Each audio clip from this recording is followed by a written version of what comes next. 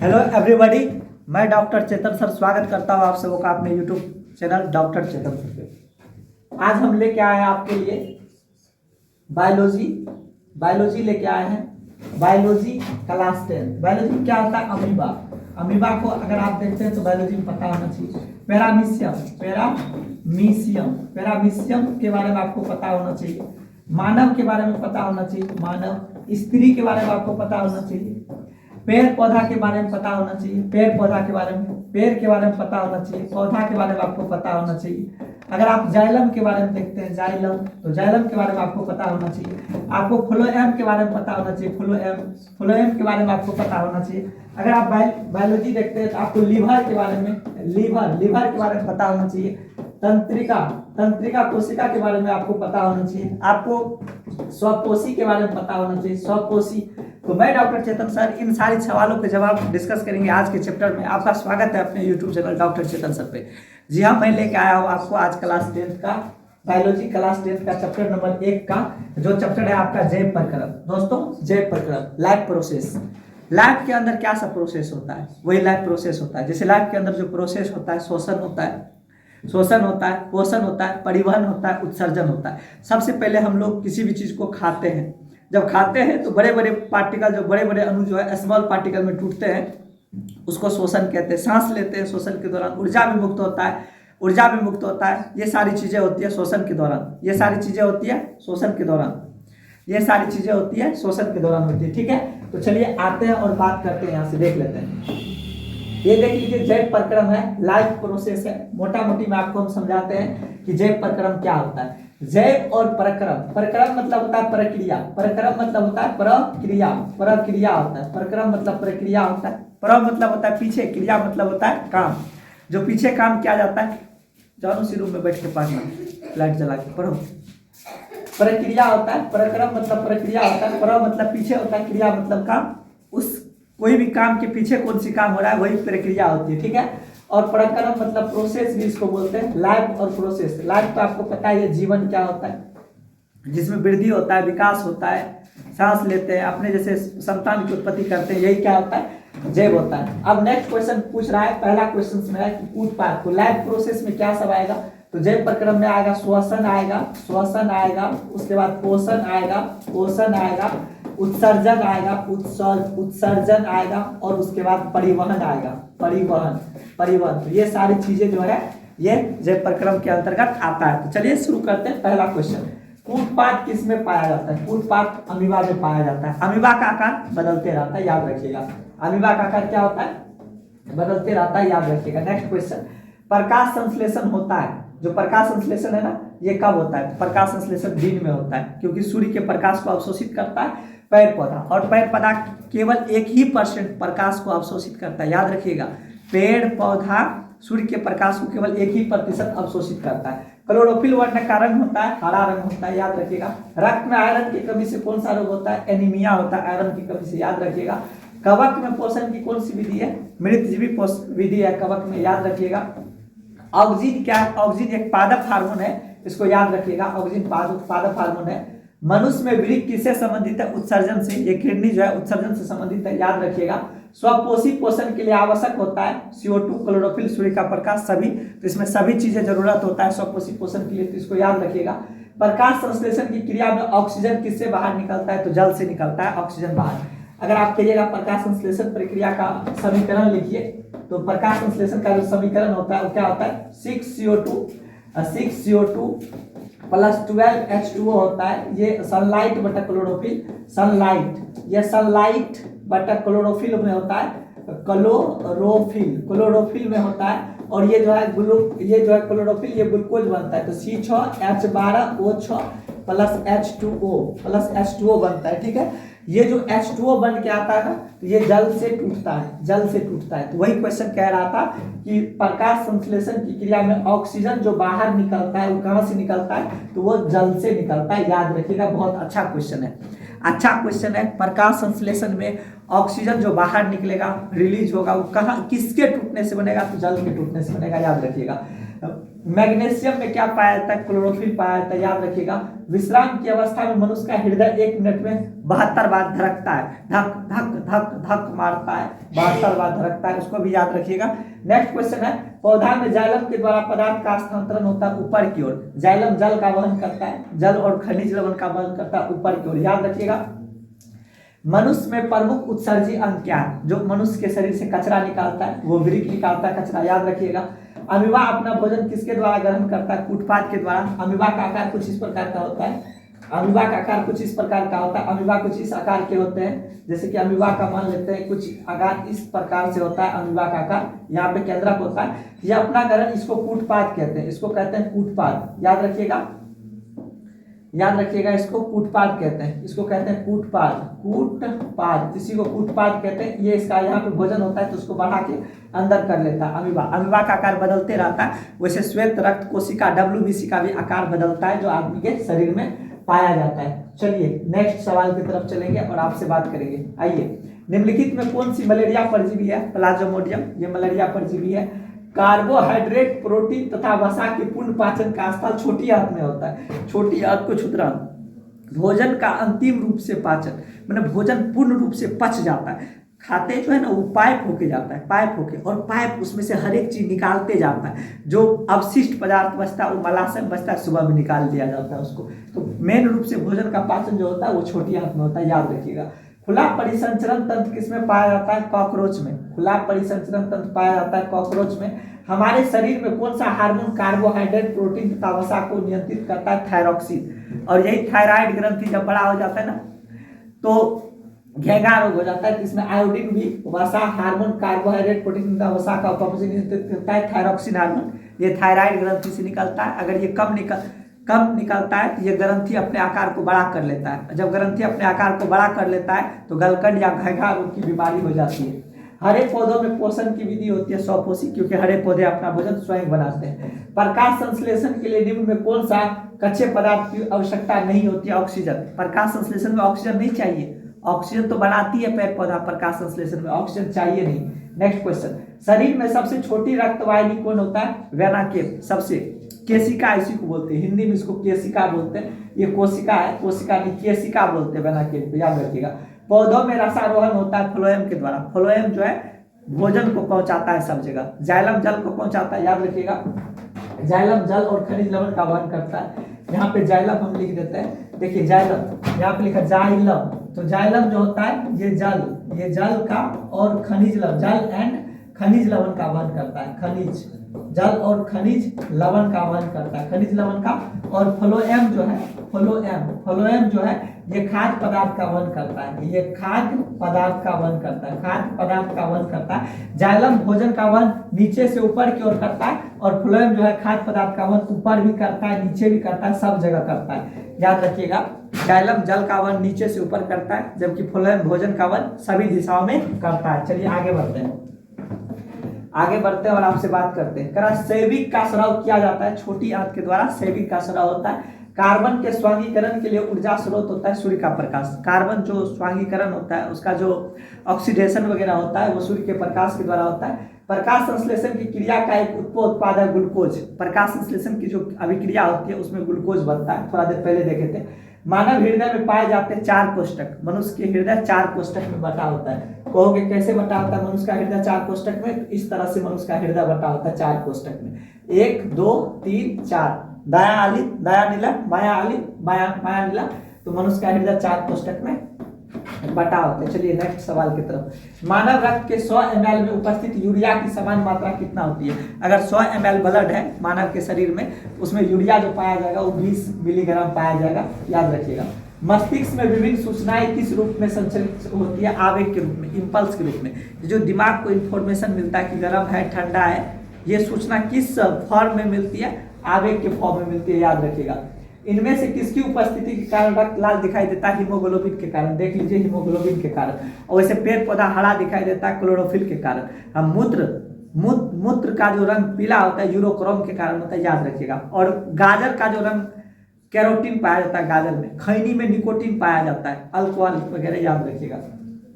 वसा का पाचन लाइपेज नामक हार्मोन करता है। वाष्प उत्सर्जन कैसी प्रतिक्रिया? भौतिक। वाष्प का निकलना पेड़ पौधा के पत्तियों से, पत्ती में छेद पाया जाता है, निकलता है, जैसे आदमी के देह में रंध्र पाया जाता है, गर्मी में घाम छूटते रहता है तो पेड़ पौधा का भी छूटता है। भौतिक परिवर्तन, ये घाम छूटने से, पेड़ पौधा से पानी छूटने से क्या होता है, ये होता है कि उसका टेम्परेचर कंट्रोल रहता है। टेम्परेचर, अपने लोग के शरीर से जब घाम छूटता है गर्मी के महीना में तो टेम्परेचर कंट्रोल रहता है, याद रखिएगा। पादप में फ्लोएम क्या करता है, भोजन का वहन करता है, थोड़ा देर पहले पढ़े थे। लार में निम्नलिखित में से कौन सा एंजाइम पाया जाता है, टाइलिन, याद रखिएगा। लार में टाइलिन, जीभ से टालते रहते हैं, टालते रहते हैं, तो जीभ से टालते रहते हैं भोजन को, तो लार में टाइलिन एंजाइम पाया जाता है, याद रखिएगा। अग्निश्चायिक रस जो HCl होता है, तो एमाइलेज एवं निम्नलिखित में से किस कौन एंजाइम में पाए जाते हैं, एमाइलेज एवं मल्टेज में। अग्न्यासिक रस में निम्नलिखित में से कौन सा एंजाइम पाया जाता है, एमाइलेज एवं मल्टोज पाया जाता है। नेक्स्ट क्वेश्चन, भोजन का सबसे छोटी आंत में अवशोषण कहाँ होता है, बड़ी आंत में। भोजन का सबसे अंत में अवशोषण कहाँ होता है, भोजन का सबसे लास्ट में उसको पानी तानी कहाँ खींचता है, ये बड़ी आंत में जाके खींचता है। पाचन होता है छोटी आंत में, अवशोषण होता है बड़ी आंत में लास्ट रूप से। प्रकाश संश्लेषण की क्रिया में उत्पन्न होता है कार्बोज, कार्बोज मतलब वही कार्बोहाइड्रेट। जब इसका आपका लोग सूत्र देखे थे अभी तुरंत थोड़ा देर पहले, तो हम आपको बताए थे C6H12O6। और प्रकाश संश्लेषण में जो O2 निकलता है किसके टूटने से, जल के टूटने से, और जल का सूत्र क्या होता है, H2O होता है, याद रखिएगा। चलिए नेक्स्ट क्वेश्चन, विटामिन का खोज किया था फंक नामक आदमी ने, कोई फंक नामक आदमी थे, वो विटामिन का खोज किए थे। प्रकाश संश्लेषण में ऑक्सीजन का मूल स्रोत क्या होता है, जल, अभी तुरंत बताए थे कि ऑक्सीजन जल के टूटने से निकलता है। सांस लेने और छोड़ने की क्रिया को कहते हैं श्वासोच्छ्वास। सांस लेना और छोड़ना दोनों मिला क्या होता है, श्वासोच्छ्वास होता है। जब लेते हैं तो अंतःश्वसन, जब छोड़ते हैं तो निःश्वसन, और दोनों मिला के होता है श्वासोच्छ्वास, याद रखिएगा। पीत रस कहाँ से स्रावित होता है, लीवर से, लीवर से। और मनुष्य के शरीर का सबसे बड़ी ग्रंथि है लीवर, याद रखिएगा। मनुष्य के शरीर की सबसे बड़ी ग्रंथि है। श्वसन की क्रिया, श्वसन की क्रिया के द्वारा किसका निर्माण होता है, ऊर्जा का। बहुत फेवरेट क्वेश्चन है कि श्वसन की क्रिया के द्वारा किसका निर्माण होता है, ऊर्जा का। फेवरेट क्वेश्चन है। एक स्वच्छ मनुष्य में परकुंचन एवं अनुसिंथलन दाब कितना होता है, 120/80। ये ब्लड प्रेशर है, लोग सबका आपने नापता है, ऐसे लगा देता है, पॉक पॉक पॉक मारते रहता है, हवा फूल जाता है, वही है 120/80 ब्लड प्रेशर है। तंत्रिका तंतु उत्पत्ति किस प्राथमिक उत्तक के द्वारा होता है, इंडोडर्म के द्वारा तंत्रिका उत्तक। और तंत्रिका उत्तक जो होता है ना, तंत्रिका उत्तक मनुष्य के शरीर की सबसे बड़ी कोशिका होती है, तंत्रिका उत्तक। मनुष्य में वृक्क, देखते जाइए, मनुष्य में वृक्क एक तंत्र का भाग है जो संबंधित है, वृक्क जो है उत्सर्जन तंत्र से संबंधित है, याद रखिएगा। पादप में जाइलम जल का वहन करता है, याद रखिएगा। स्वपोषी पोषण के लिए आवश्यक है जल, क्लोरोफिल, सूर्य, रिपीट कर गया है क्वेश्चन, याद रखिएगा। नेक्स्ट क्वेश्चन, पायरुवेट के विखंडन से कार्बन डाइऑक्साइड जल तथा ऊर्जा देता है, ये कहां पे होगा, ये माइटोकॉन्ड्रिया में होता है।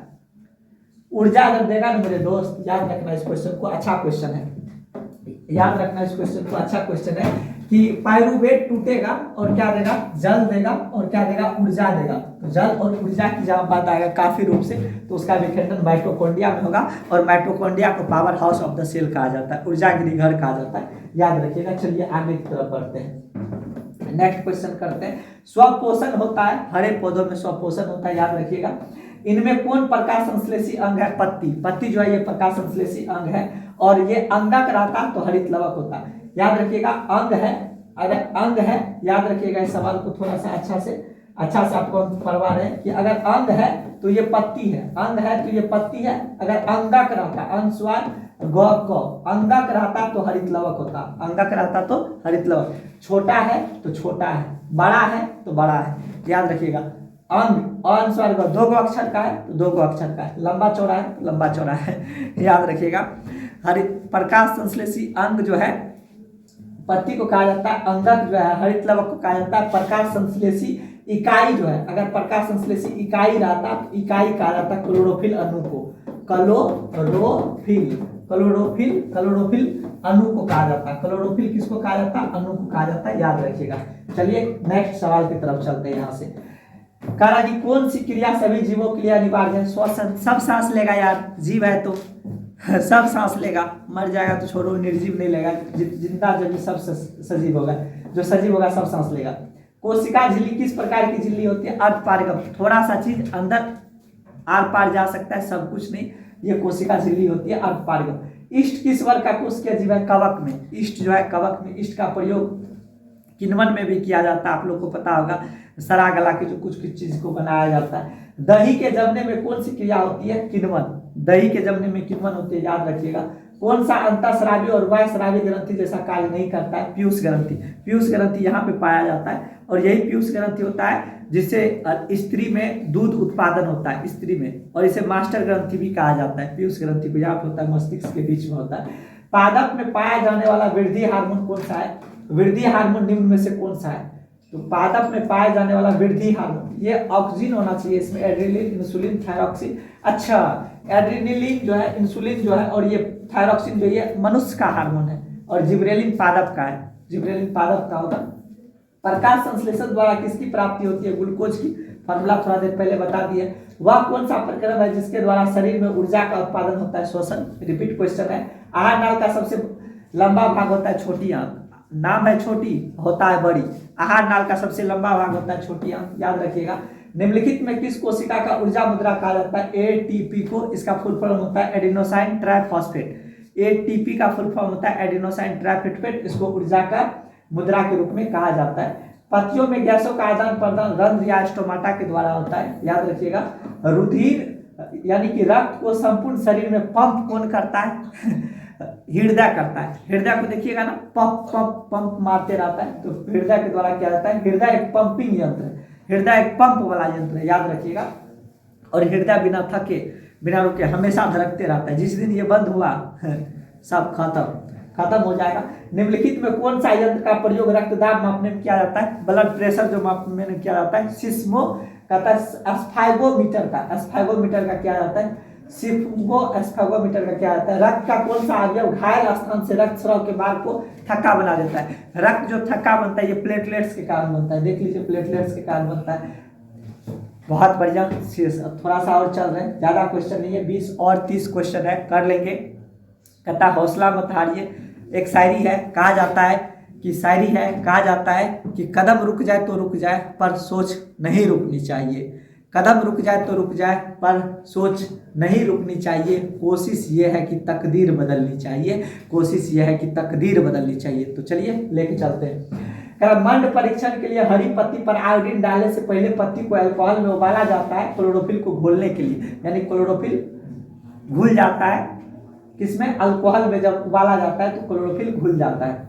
सलाइड को सर्वप्रथम कंपाउंड माइक्रोस्कोप से देखा जाता है 10 गुना पे, माना जो 1 मीटर का वो 10 मीटर दिखाई देगा। ये गुना का चिन्ह है। 5x का मतलब है 5 गुना, 10x का मतलब है 10 गुना, 25x का मतलब है 25 गुना बढ़ा करके, तो सर्वप्रथम कंपाउंड माइक्रोस्कोप पर 10 गुना बढ़ा करके देखता है। तिलचट्टा का श्वसन अंग है ट्रेकिया। तिलचट्टा जो होता है, जिसको हम लोग क्या कहते हैं? तिलचट्टा को क्या तिलचट्टे कहते हैं। ट्रेकिया उससे सांस लेता है। मछली जो सांस लेती है गिल से सांस लेती है, हम लोग फेफड़ा से लेते हैं। कुछ जीव जो है त्वचा से ही सांस लेती है, मच्छर वगैरह ट्रेकिया से सांस लेती है। पौधे के पत्तियों के रंध्रों के द्वारा वाष्प के रूप में निष्कासन की प्रक्रिया वाष्पोत्सर्जन कहलाती है। जो पौधा होता है ना, वो अगर पानी निकालता है तो ये प्रक्रिया वाष्पोत्सर्जन कहलाता है। पौधे हरे क्यों होते हैं? क्लोरोफिल के कारण होते हैं। खून लाल होता है हीमोग्लोबिन के कारण, और मूत्र का रंग पीला होता है यूरोक्रोम के कारण। चलिए आगे बढ़ते हैं। अंतःकोशिकीय पाचन होता है अमीबा में। सब कुछ कोशिका के अंदर ही पाचन हो जाता है। कूटपाद के द्वारा अमीबा का आकार बदलते रहता है। मानव के हृदय में कोष्ठक 4 होता है। रिपीट क्वेश्चन है थोड़ा देर पहले। पौधों में टेनिन नामक पदार्थ कहाँ संचित रहता है? छाल में। टेनिन, रेजिन, गोंद ये सब पौधा का उत्सर्जी पदार्थ है। जैसे कनेर का फूल देखे होंगे, इतना गोलका गोलका रहता है, तोड़िएगा दूध निकलेगा। पीपल से, कटहल से, बहुत सारी चीज में दूध निकलता है, तो वो सब उत्सर्जी पदार्थ है। तो टेनिन जो रहता है ना, वो छाल में रहता है। जैसे शीशों का छाल को उदारिएगा, लकड़ी का गाछ होता है ना, उसके छाल को उदारिएगा तो उसमें भूसा भूसा टाइप का चीज रहता है, तो वो सब रहता है उसमें। कोशिकांग क्लोरोप्लास्ट बिंदु किस रंग के होते हैं? हरा रंग के। क्लोरोप्लास्ट तो हरा रंग का होगा, ये सबको पता है। रुधिर का कौन सा अवयव रक्त स्राव को रोकता है? थक्का जमता है, प्लेटलेट्स रोक देता है रक्त को थक्का। कहीं पे कट गया तो खून का थक्का बन जाता है और बाकी ब्लड नहीं निकलता है। वृक्क की संरचनात्मक एवं क्रियात्मक इकाई को नेफ्रॉन कहते हैं। ये वृक्क की है, वृक्क मतलब किडनी की है। इसका आकृति कुछ इस प्रकार से होता है, इसका आकृति कुछ इस प्रकार से होता है, इसका आकृति कुछ इस प्रकार से होता है इसका आकृति कुछ इस प्रकार से। इसमें ग्लोमेरुलस फिल्ट्रेशन होता है, तो ये नेफ्रॉन कहा जाता है। और एक वृक्क में लगभग ये 10 लाख होते हैं। एक वृक्क में कितने होते हैं? 10 लाख होते हैं। चलिए आगे बढ़ते हैं। लार किस ग्रंथि से निकलता है? लाला ग्रंथि से। ये मुंह में पाया जाता है। मुंह में 3 जोड़ी लार ग्रंथि पाई जाती है। मुंह में 3 जोड़ी लार ग्रंथि पाई जाती है, 3 जोड़ी, याद रखिएगा। पाचन कार्य संपन्न होता है जठर रस के द्वारा। जठर रस निकलते रहता है ग्रंथि से। एडिनोसिन ट्राइफॉस्फेट एटीपी का फुल फॉर्म है। ये ऊर्जा का वाहक है, ऊर्जा का संग्राहक है, ऊर्जा का सिक्का है, सब कुछ कहा जाता है। ऊर्जा स्टोर होता है, ऊर्जा लेके जाता है, ऊर्जा जमा होता है, ऊर्जा का सिक्का भी, सब कुछ इसको कहा जाता है। कोशिका का पावर हाउस माइटोकॉन्ड्रिया को कहा जाता है। ऊर्जा गिरिघर भी कहा जाता है, या माइटोकॉन्ड्रिया का powerhouse of the cell भी कहा जाता है। नेक्स्ट क्वेश्चन, श्वसन के अंतिम उत्पाद, श्वसन में जो लास्ट में बनता है CO2 भी बनता है और ऊर्जा भी बनता है। श्वसन में ऊर्जा टूटता है। लाल रक्त कणिकाओं को लाल कौन बनाता है? लाल बनाता है उसको लोहा के कारण वो लाल बनता है। लाल रक्त कोशिका आयरन के कारण लाल होता है, याद रखिएगा। मानव के हृदय में वहन तंत्र के 3 घटक होते हैं। वृक्क भी है जो पंप करते रहते, मतलब उस छानने का काम करता है। त्वचा भी है, फेफड़ा भी है, सब कुछ। तो इनमें से सभी हो जाएगा। हरित लवक के किस भाग में प्रकाश संश्लेषण की क्रिया होती है? हरे पौधे में। हरित लवक के हरे पौधे में जो होता है प्रकाश संश्लेषण होता है। रक्त में उपस्थित प्लेटलेट्स के कारण रक्त थक्का जम जाता है। रक्त में उपस्थित प्लेटलेट्स के कारण रक्त थक्का जम जाता है। गरानी किसका भाग है? गरानी छोटी आंत का भाग है। छोटी आंत के 3 भाग होते हैं, गरानी, जेजुनम और इलियम, तो उसी का भाग है। स्टोमाटा के खुलने और बंद होने की क्रिया को नियंत्रित कौन करता है? द्वार कोशिका। ये जो द्वार कोशिका होता है ना, इसी के कारण पौधे की पत्तियों में पाया जाता है, और पत्तियां खुलता है और बंद होता है इसी द्वार कोशिका के कारण। तो चलिए आगे बढ़ते हैं। कौन सा एंजाइम वसा पर क्रिया करता है? Lipase enzyme. ये वसा को, वसा जानते हैं ना आप, तेल को, चर्बी को, इसे वो वसा कहते हैं। खसी सब मर जाती है कभी कपार फट के, तो उसे वो चर्बी ज्यादा बढ़ जाता है। आदमी के पेट में भी चर्बी हो जाता है। जैसे पेट ये है ना, पेट में दूध खाइएगा भैंस का, ज्यादा कुछ तेल मसाला, तो वो स्टोर होते जाता है, पर सटते जाता है तो उसका चमड़ी मोटा होते जाता है। यहाँ पे किस प्रकार के शोषण से अधिक ऊर्जा मुक्त होती है? वायवीय शोषण से। और वायवीय शोषण किसे कहते हैं? जो शोषण वायु की उपस्थिति में होता है उसे हम वायवीय शोषण कहते हैं। चलिए नेक्स्ट बढ़ते हैं। हाइड्रा में क्या पाया जाता है? हाइड्रा में स्पर्शक पाया जाता है, छूने का उसमें टाइप का चीज पाया जाता होगा हाइड्रा में। ये हाइड्रा सब में क्या होता है? विखंडन होता है, मुकुलन होता है। ईस्ट में हाइड्रा में विखंडन होता है, याद रखिएगा। ज्यादा नहीं, 5-6 क्वेश्चन और बाकी है, उसके बाद क्लास खत्म हो जाएगा। फ्लोएम उत्तक के द्वारा कार्बोहाइड्रेट का परिवहन होता है सुक्रोज के रूप में। जो फ्लोएम है ना, वो कार्बोहाइड्रेट को सुक्रोज बना के उसका फ्लो करवाता है। तिलचट्टा में कितने जोड़े शोषण तंत्र पाए जाते हैं? 10। तिलचट्टा ऐसे सूंग जो होता है, ऐसे लाल लाल चिक चिक चिक चिक चिक मारते जो रहता है, उसमें 10 जोड़े शोषण रंध्र पाए जाते हैं। प्रकाश संश्लेषण की क्रिया होती है, हरे पौधे में होती है प्रकाश संश्लेषण की। जीभ में कितने स्वाद कलिका होते हैं? 1000 नहीं, 10,000 स्वाद कलिका जीभ पे ऐसे जो रहता है, छोटे छोटे स्वाद, कहीं पे कड़वा, कहीं पे मीठा, कहीं पे तीखा। ये जो पता चलता है, ये स्वाद जी से, नाक से सेंट पता चलता है, सुगंध। निम्न में सबसे तेज हृदय धड़कन किसका है? चूहा का। चूहा का धड़कन और तेजी से धड़कते धड़कते धड़कते रहता है। कभी चूहा के बच्चा को देखे हाथ पे लेके, बड़ा गजब लगते रहता है देखने, धक धक धक धक धक धक मारता है। तो सबसे ज्यादा हृदय धड़कता है चूहा का। नेक्स्ट क्वेश्चन, पौधों में उत्सर्जी पदार्थ कौन है? टेनिन भी है, रेनिन भी है, गोंद भी है, सब कुछ है। गोंद आपको मिल जाएगा कनेर के फूल में, टेनिन मिल जाएगा गाछ वृक्ष में, रेजिन भी बताए थे कि पुराने वृक्ष के छाल में पाया जाता है टेनिन, रेजिन, गोंद। अमीबा में अधिकांश पोषण कैसा होता है? सर्वाहारी। अमीबा अपना भोजन उत्पाद कैसे मदद करता है? सब कुछ अंदर में पचा लेता है, फिर निकाल देता है। मनुष्य के शरीर की सबसे बड़ी ग्रंथि लीवर है, जिसको यकृत भी कहते हैं, कलेजी भी कहते हैं हम लोग। उसके बाद भोजन का पचना किस प्रकार की अभिक्रिया है? उपचयन अभिक्रिया है, क्योंकि ऑक्सीजन का जहाँ पे योग होता है वो उपचयन अभिक्रिया होता है, याद रखिएगा।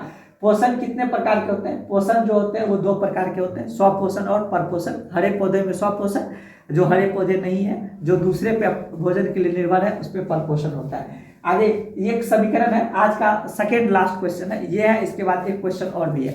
तो कह रहा है कि निम्नलिखित में कौन सा प्रकाश संश्लेषण का सभी अभिक्रिया है? प्रकाश संश्लेषण के लिए 6CO2 12H2 खोजिए। 6CO2 12H2, 6CO2 2H2 होती है, तो पहले गलत है, 12H2 आपको खोजना है। तो 6CO2 12H2 नहीं है, ये तो गलत है। 6CO2 12H2 है, सनलाइट बटा क्लोरोफिल है, C6H12O6 plus O2 plus 6H2। तो ये जो O2 भी बनता है ना, तो ये भी 6 गो बनता है। तो देखिए यहाँ पे 6CO2 12H2, सनलाइट भी होना चाहिए, क्लोरोफिल भी होना चाहिए, ग्लूकोज भी होना चाहिए, 6 गो O2 6 गो H2O होना चाहिए। याद रखिएगा, प्रकाश संश्लेषण की अभिक्रिया में जितना ऑक्सीजन का अणु बनता है, ठीक उतना जल का भी अणु बनता है। और क्या बनता है, ग्लूकोज बनता है, और इसी ग्लूकोज को सुक्रोज के रूप में वो फ्लो होता है। और याद रखिएगा 6CO2 12H2 कार्बन डाइऑक्साइड का 6 गो मोलिकुल, जल का 12 गो अणु, जल का 12 गो अणु अभिक्रिया करता है, यानी कार्बन डाइऑक्साइड 6 गो अणु, डबल जल का अणु, सनलाइट होना चाहिए, सूर्य का रोशनी, क्लोरोफिल होना चाहिए, फिर ये जाके बनेगा ग्लूकोज बनेगा जिसको कार्बोहाइड्रेट कहते हैं, फिर ऑक्सीजन बनेगा और उसके बाद जल बनेगा। तो बढ़िया है, सेकेंड लास्ट क्वेश्चन था। इसके बाद एक क्वेश्चन और भी है, वो देख लीजिए, उसके बाद सेशन को समाप्त करेंगे। ये लास्ट क्वेश्चन है, भोजन को शरीर के अंदर ग्रहण करने की क्रिया को अंतर्ग्रहण कहते हैं। जो भोजन लेते हैं उसको अंतर्ग्रहण कहते हैं। कैसा लगा ये सेशन, जो चैट सेक्शन में जरूर बताइएगा। अगर वीडियो पसंद आया होगा तो वीडियो को लाइक कीजिएगा और चैनल को सब्सक्राइब कीजिएगा, और हमारे अंदर जो आपको कमियां लगी होगी उस कमियों को चैट सेक्शन में जरूर बताइएगा, ताकि हम अपनी गलतियों को इम्प्रूव कर सकें। Thanks for watching. Doctor Chetan sir, जय हिंद, जय भारत।